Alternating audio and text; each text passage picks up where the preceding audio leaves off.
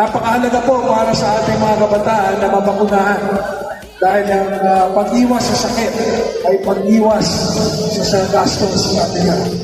Kung mas matibay ang katawan ng ating mga kabataan laban sa sakit, sila ay mas malusog at hindi ho natin aalalahanin na sila ay magkakasakit nitong mga sakit na iniiwasan natin. Kaya ako naman sa bawat munting Lupenyo na magulang, hinihikayat namin kayo